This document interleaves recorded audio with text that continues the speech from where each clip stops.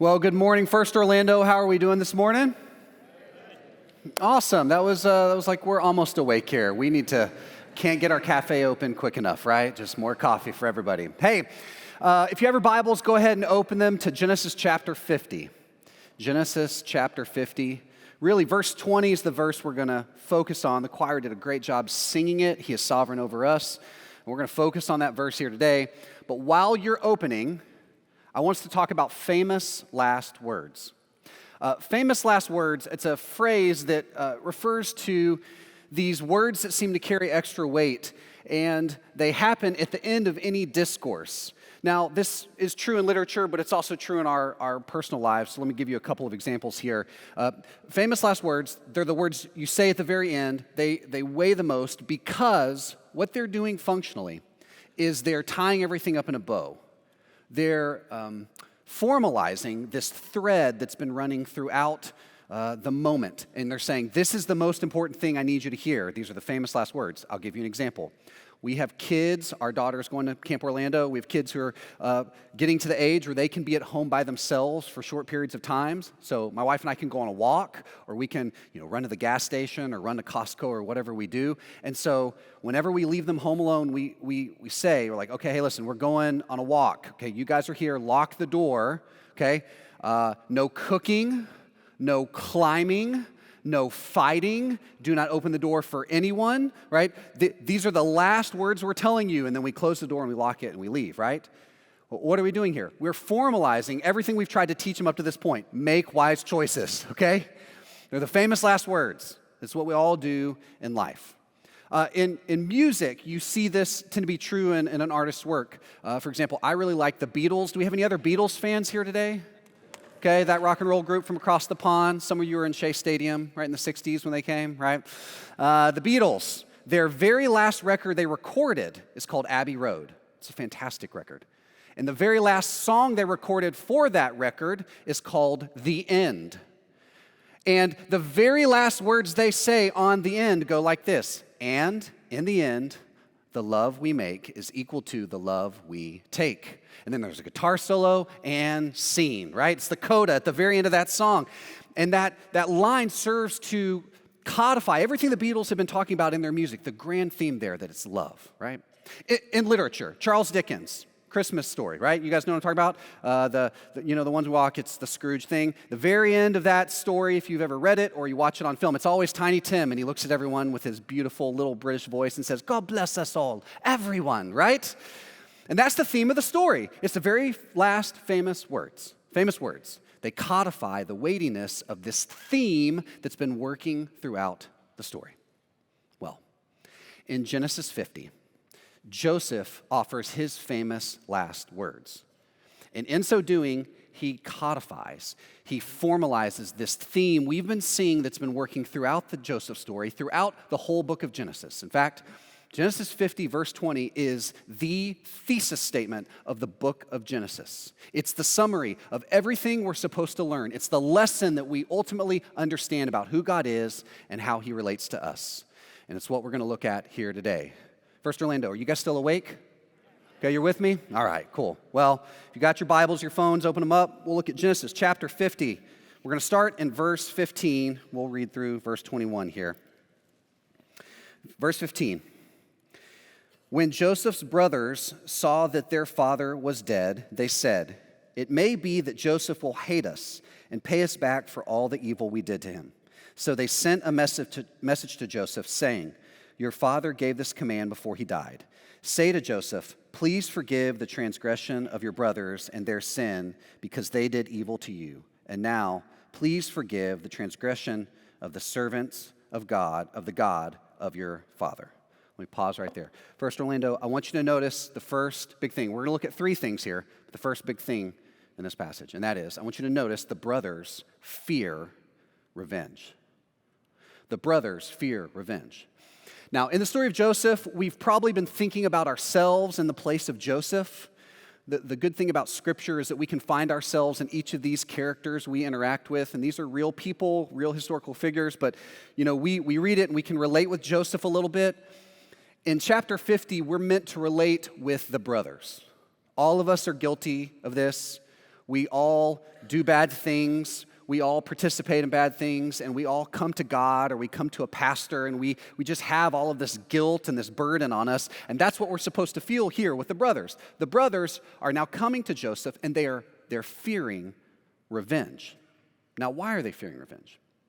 Well, let's remember what happened in the story. In Genesis 37, Joseph, if you remember, I preached a few weeks ago on this, Joseph was kind of a punk, right? I mean, he gave a false report about his brothers to his father, and they grumbled against him. And so when he came to their work site, they threw him in a pit, and then they ate lunch. Do you remember this? And he cried for help. Oh, help me, help me, help me. And instead of helping him out of the pit, they actually sold him off into slavery, okay? So you're not going to believe this, but they had a fair amount of guilt from that. In fact, in chapter 42, that guilt starts to manifest itself a little bit. And even by this point in the story, that guilt is still there. These brothers, if you remember, a famine took place over Egypt and over just all that area, and they're in Israel, and they left, and they came to Egypt, and they came to Joseph, not knowing it's Joseph, and they said, please, can we have some food? And Joseph gave them food, and he took care of them, and through this whole ordeal between chapters 45, 46, 47, 48, 49, Joseph reveals himself to his brothers, and they have this wonderful reconciliation moment. They go back, and they get their father, and they all move to Egypt. Joseph gives them the best neighborhood, and they get over there into the best neighborhood, and they all settle. All of Israel settles in that neighborhood. And then their father, Jacob, dies. And right after his funeral, the brothers are now coming to Joseph, and they're saying, please, please forgive us. Now, why are they doing this? Joseph has already forgiven them. What's going on here? They fear revenge. You guys ever read a poem by Edgar Allan Poe called The Tell-Tale Heart? Anybody know this poem? Okay. My wife is a literature professor, and so I asked her, I said, do you know any good stories of poetry, of revenge? And she goes, there's this poem by Edgar Allan Poe, which is very on par for my wife, right? That and Irish poetry, and that's how we roll in our household, right? But at any rate, the story of this poem, if you haven't read it recently, is that there's this man, these two roommates, and one of the roommates, this man, the narrator, kills his roommate and hides his body in the floorboards, okay? And the police come because they heard a disturbance, and they can't find any foul play going on there, and so they leave, and the man thinks, I got away with this. It's the perfect crime.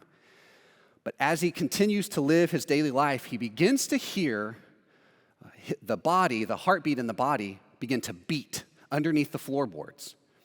And the sound of this heartbeat beginning to beat again is the manifestation of his own guilt and anxiety about what he'd done.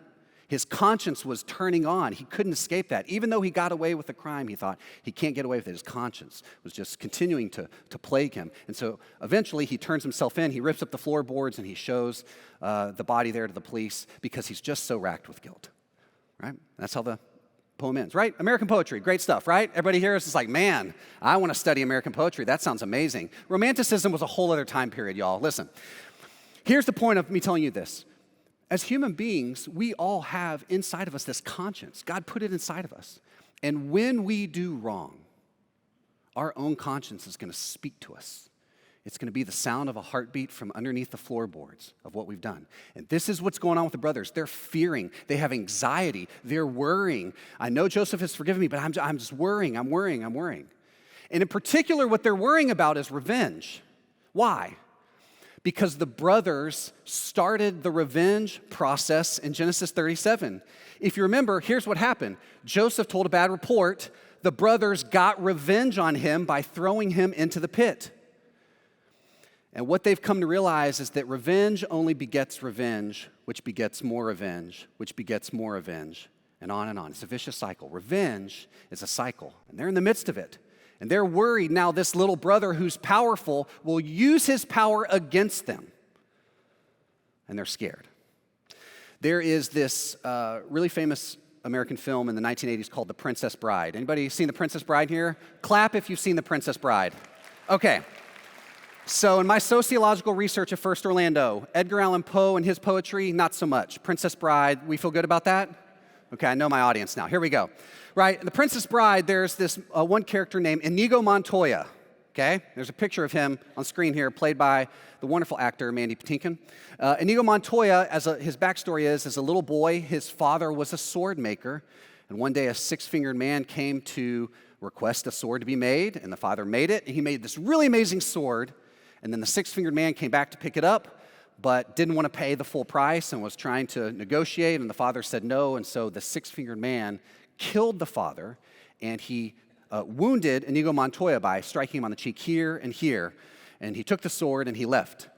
And so young Inigo Montoya decides, I'm going to commit myself to vengeance. I'm going to learn how to fight with a sword. I'm going to become an expert sword fighter, and I'm going to grow up. And one day, when I see the six-fingered man again, he has this phrase. You guys remember the phrase he says?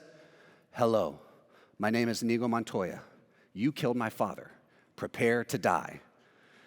And throughout the film, he tells everybody this. Whenever I see this six-fingered man, this is what I'm going to do. He's consumed by revenge. Well, by the end of the movie, if you haven't seen it, spoiler alert, he finds the six-fingered man, and now he has this moment. He goes up to him and he says, hello, my name is Inigo Montoya. You killed my father, prepare to die. And they fight. And Inigo Montoya is a good sword fighter, but the six-fingered man is also a good sword fighter. And eventually, the six-fingered man, you're not going to believe this, does some dirty things. He picks up a knife and he throws it at Inigo Montoya, and it stabs him, and he falls against the wall. And there's just a moment of pause here. And inextricably, the six-fingered man decides to start lecturing Inigo Montoya on his life choices. And here's what he says.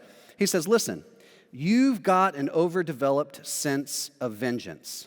That's going to get you into trouble someday. Right? You've got an overdeveloped sense of vengeance. You are too motivated by vengeance, and that's going to get you in trouble.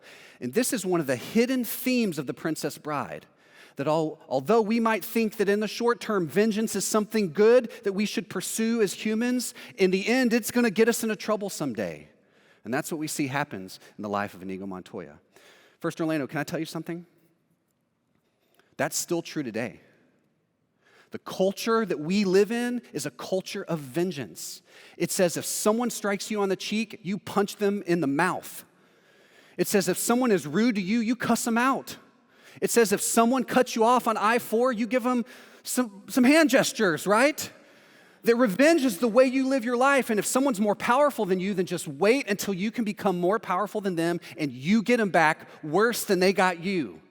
But what happens when you get somebody back worse than you got you? Anybody ever played prank wars on one another? Huh? You slap them, and then they tackle you, and then pretty soon someone's buying a plane and like flying it over your house at night. I mean, it gets worse and worse and worse and worse. Revenge is the way of our culture, but it's an awful cycle.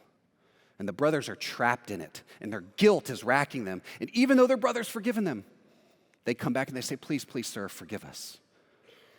Now, how do you break out of this cycle of revenge? How in the world do you avoid this thing our culture is so wrapped up in? Let's keep reading. Verse 17. Joseph wept when they spoke to him. His brothers also came and fell down before him and said, behold, we are your servants. But Joseph said to them, do not fear, for am I in the place of God? I'll skip over verse 20. We'll come back to that. Verse 21. Joseph continues, so do not fear. I will provide for you and your little ones. Thus he comforted them and spoke kindly to them. I want you to notice Joseph's forgiving response. How do you break out of this cycle of fear and revenge? You practice forgiveness. As we learned a few sermon series ago, forgiveness is a uniquely Christian response. You're not going to find it anywhere else in any other culture. Forgiveness is a core part of the gospel. God so loved the world that he gave his only begotten Son, that whoever believes in him shall not perish but have everlasting life. Verse 17 of John 3, for God did not send his Son into the world to condemn the world, Not to continue this cycle of condemnation, but to save the world through that Son. God forgave us. God forgave us. Joseph forgives. He has a forgiving response. And his forgiving response is marked by three incredible things. It's marked by vulnerability, it's marked by humility, and it's marked by great sacrifice, okay? I want you to notice this. It's marked first by humility. The brothers come to him and they're scared. They're bowing down to him. They're weeping. They're trembling. And Joseph says, I am not God. Don't bow down to me as if I'm God. I am your brother. We're on the same level. He's humble, okay? The second thing is he's vulnerable. He weeps in front of them. Several times in the story between chapter 45 and 50, Joseph weeps. Early on, he would go to a whole other room and weep, which is a really interesting detail in the story.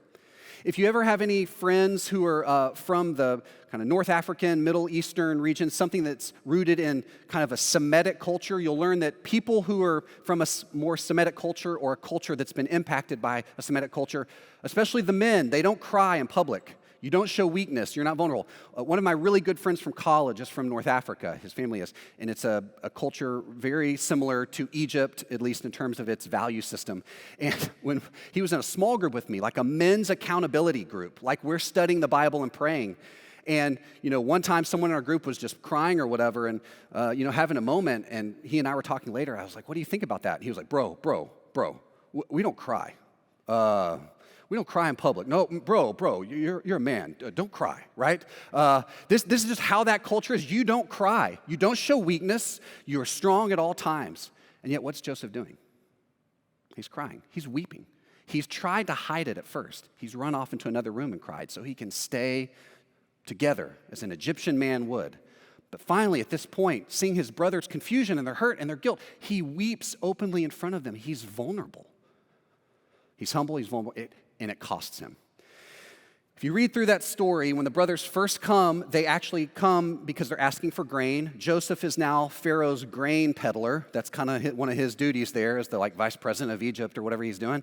And the brothers pay him fair wages for these, or fair money for these grain bags, and he gives them the grain bags and then instructs his servants to take their money and put them back on their cart thing. And as they're going back, they realize, oh my goodness, not only do we get the grain, but we also got the money too. In effect, Joseph gives them the grain for free. Who do you think covered that loss in Pharaoh's bank? It was Joseph. Joseph, it cost him to take care of his family. And so by the very end of this passage here, Joseph says to them, do not fear, verse 21, I will provide for you and your little ones. And thus he comforted them. He's providing for them out of his own bank account. Joseph forgave them at great cost to himself. Now let me just pause here. Again, in the world that we live, in America right now, and most of the West and most of the worldly cultures, if forgiveness is even practiced at all, it's not practiced very well. And oftentimes, especially around this and other themes, the charge against Christianity is, well, those Christians are just so simple-minded. Those Christians are just so unsophisticated in the way they think about things. They're so reductionistic. Those Christians they're not rational enough to really think about the complexity of our modern world. Have you heard that charge before? Maybe with your friends or your kids or your grandkids? Maybe you've got grandkids who went to college and they're like, I couldn't believe what grandma believes, Christianity. It's just so simple-minded. And this is the way that our culture tends to think about popular Christianity. I was made aware of a show recently. There's a show that came out during COVID called Ted Lasso. And just pastor disclaimer, I'm not suggesting you watch this show because there's quite a bit of, bad language and things like that. So just be warned. But this show made a splash in the midst of COVID 2020, 2021. And in season 1, let me just give you the premise of the show, Ted Lasso. There's an American football coach who coaches in college, and he's hired to be the manager of an English Premier League soccer team, okay? With no previous soccer coaching experience and no awareness of how the game of soccer is played, all right? And so he's hired and he gets there, and despite incredible odds, he ends up becoming a pretty good coach over the course of the first season. And he is hired by the owner of the team, the lady named Rebecca Welton. His name's Ted Lasso, her name's Rebecca. And he's hired by Rebecca in part because Rebecca just went through a divorce. and she hates her ex-husband, and she wants to get revenge on him by hiring an incompetent coach to run their soccer club into the ground so that it will negatively impact her ex-husband. And she says this from the first episode. Her whole goal in this whole thing is to get back at her ex-husband. And so along the way, she interferes with Ted's coaching strategies, and she trades away some of the best players, and she's constantly undermining him at every point. And then by the very end of season 1, there's this powerful scene where she realizes she has to confess. And so you'll see the picture on the screen there, that's Rebecca and that's Ted, and she walks up into his office and she says, "Ted, I must apologize. I've been undermining you, and I'm so sorry." And Ted gets up, and in this really powerful scene, he says, "Listen, I forgive you." And she looks at him and says, "Why? Why would you forgive me?" And Ted is kind of one of these folksy guys who's off to quote bumper sticker things. He's just, like real simple kind of phrases. And he just basically says to her, "Listen, if you got a little love in your heart and you care about the person, you guys can get through anything." And they hug, and it's this amazing scene, really powerful scene of forgiveness that you don't typically tend to see in our modern literature and our film. Well, writing for Medium, one cultural blogger and author was watching this and really praised this idea of forgiveness.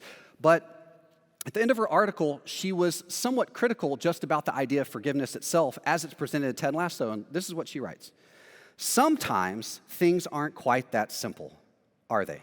Sometimes hurt runs deep enough that we have to work through it before we can forgive. Sometimes reconciliation takes time. Sometimes reconciliation isn't healthy or possible." Do you hear what she's saying? This very worldly picture of forgiveness, when Rebecca asks why, Ted gives her a really simple answer. It's nothing deeper than, well, we're humans, we have capacity for this, and it's really idealistic, it's really kind of simplistic, it's really projected. This is kind of the world's understanding of forgiveness. But I want you to compare that with the way that Joseph forgives. There's nothing simple about it. This is an incredibly complex family situation. The Bible could not be more clear about the complexity of humanity and our need to continually participate in the world's idea of revenge, the betrayal and the Kardashianism of this family that Pastor David has taught us about. This is a really yucky, complex family, and the Bible is honest about that. And when Joseph gets up here and he forgives with weight. He's vulnerable, he's humble, and it costs him. Joseph gives that kind of forgiving response. Now, you can imagine the brothers are looking at him the way Hannah looks at Ted Lasso. Rebecca looks at Ted Lasso and says, "Why? Why would you forgive me possibly in this way? What is behind all of this forgiveness? We can't understand it." The brothers, they're racked with guilt. They can't understand it.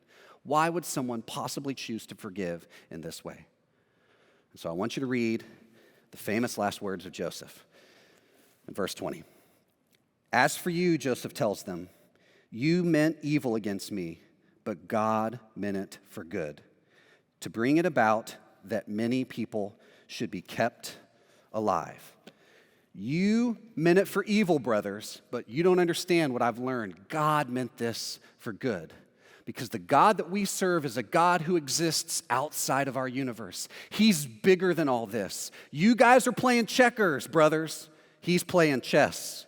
You guys are one move ahead. He's 2,000 infinite moves ahead. He is the God that created all of this. He is the God who is sovereign over us. He is the God that is able to do exceedingly abundantly more than we can ask or imagine. He is the God who works all things together for the good of his people who love him and who are called according to that purpose. He is that kind of God, guys. And because he forgave me, guess what? I now have a clear and deep and weighty model of forgiveness, and I am now able to forgive you. I don't have to rely on human capacity for forgiveness. I don't have to rely on simplistic bumper sticker theology. As good and as helpful as it is, I have something much deeper and greater. It is Yahweh. It is the God of the universe. And that kind of forgiveness never runs out. So sure, I can forgive you today. And if you mess up tomorrow, guess what? I can forgive you tomorrow. And if you mess up the day after that, guess what? Balcony or a side area over here, I can forgive you tomorrow. Why? Because my forgiveness is not rooted in humanity. My forgiveness is rooted in the God of the universe. There's this really great Again, I know I'm quoting a lot of movies and books here, but this is a really great book called The Count of Monte Cristo. You guys ever seen or read The Count of Monte Cristo by Alexandre Dumas? Okay, you know, French writer. I don't know how we feel about France, right? Really great story. It's the tale of this guy named Edmond Dantes, who is unfairly thrown into prison for something he didn't do. And he's thrown into the worst prison in Europe, the Chateau d'If, okay? And he's just banished there. No one's ever going to hear from him again. And in his prison, there is a priest, okay? This guy, and I want to make sure I say his name correctly. In the movie version, they just call him the priest. In the book, it's something else, but I don't speak French. His name is Abbé Faria. Abbé Faria. He's a priest. He's a scholar. He's a pastor theologian. He's a pastor and professor. I kind of like that model. So I really identify with this guy, right? And as Edmond Dantes is spending time with the priest there, the pastor decides to educate him while they're in prison on all things, science and mathematics and literature and languages and fighting and treasure hunting and all these things. And the greatest lesson that the priest gives to Edmond Dantes, he tells him over and over again, listen, revenge is something you don't want to be a part of. Instead, you need to be focused on hope. Revenge is something, Edmund, you don't want to be a part of. Focus on something positive like hope. And Edmund says, okay. Well, eventually the priest dies and Edmund escapes from prison and he finds this treasure and the treasure makes him very powerful. And he adopts this new identity, the Count of Monte Cristo. And he decides to use all of his power to get revenge on everybody who's wronged him in his life. And so for years and years, he's just setting up these elaborate revenge pieces, and he's executing them with precision, and these people are being held accountable for their injustices, and his vengeance grows and grows and grows. His appetite for vengeance grows and grows and grows. And then at one point, at the very end of the story, he looks on all of his destruction, all the carnage that he's caused with this power, all of his irresponsibility, and he comes to realize that the priest was actually correct. And so the very last words, the famous last words of Alexandre Dumas' novel is this. Here's what I've learned. Until the day when God will reveal the future to man, all human wisdom is contained in these two words, wait and hope. Wait and hope. Revenge is not something I want to be a part of. What I want to be a part of, Edmond Dantes realizes, is to be a part of what God wants, which is a life of waiting and hope in who God is. Friends, can I tell you, Edmond Dantes learned that revenge is not a good thing, that waiting and hope and forgiveness and all these good things, he learned about that because he spent time in a prison with someone who taught him how to live. Joseph learned how to forgive by spending time in prison with a God who showed him how to live. None of that suffering was wasted. The pit was painful, but it wasn't wasted. The prison was painful, but it wasn't wasted. The hard times and the suffering that we all experience as humanity, and I'm not talking about suffering from your own consequences. I'm talking about the unjust suffering we all experience, the inconveniences, the waiting room at the doctor's office, the nail in the tire, and you're at Discount Tire or wherever shop you go to. Just the times of waiting, they're never wasted. Because God is able to work all things together for good for those who love him and are called according to his purposes. Where did Joseph learn so much about God? He learned from God in prison. In prison, God taught Joseph about pacing. God is rarely early, but he's never late. And so therefore, Joseph was able to wait. In prison, God taught Joseph about perspective. God's love endures forever, and therefore we can endure too. In prison, God taught Joseph about his posture. True forgiveness is the default posture of those who follow God. Therefore, Joseph became a forerunner of Jesus, who, although he was wronged by his brothers, he rose to power sitting at the right hand of the king, and he used that power to save his people. And in prison, God taught Joseph about power. In life, those things that people mean to harm us with, God will use all of it for his glory and our good for those who love him. And in the end, there is only faith and there is hope and there is love, but the greatest of these is love. And not a human-centered love, but the love that comes from the God who created all of this. And so, First Orlando, can I encourage you today? Lean in and trust the God of the universe who wants to love you and do something amazing with your life. And even though men and women around you are going to use things for evil, guess what? That God that you love and trust is going to use all of that stuff for his glory and for our good and for the good of this city that we love. Here's how I want us to respond. The last song we sang is this: I choose to worship. Worship is our all-of-life response to God for who he is and for what he's done. And so I want to invite us, if you're able, to stand, which is our default posture of worship. And I want to invite us to sing a song we know very well called Waymaker. In 2015, a woman in Africa who's a song leader wrote this song and wrote it for her church, and it took off and became a Billboard bestseller, and everybody and their mom and their grandma and their great-grandma knows this song. And so I want us to sing this song. Here's how the song goes. Even when I can't see it, you're working. And even when I can't feel it, you're working. And so in light of what we've read in Genesis 50, the famous last words, I want to invite us to sing to our Waymaker who makes a way when there seems like there's no way. Let's sing.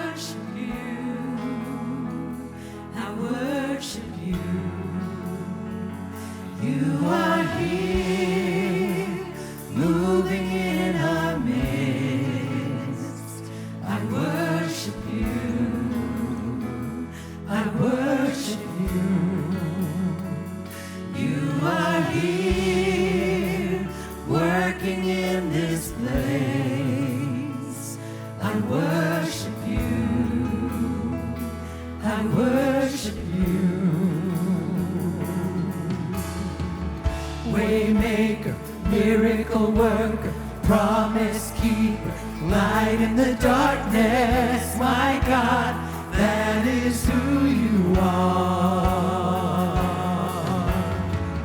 Waymaker, miracle worker, promise keeper, light in the darkness, my God, that is who you are.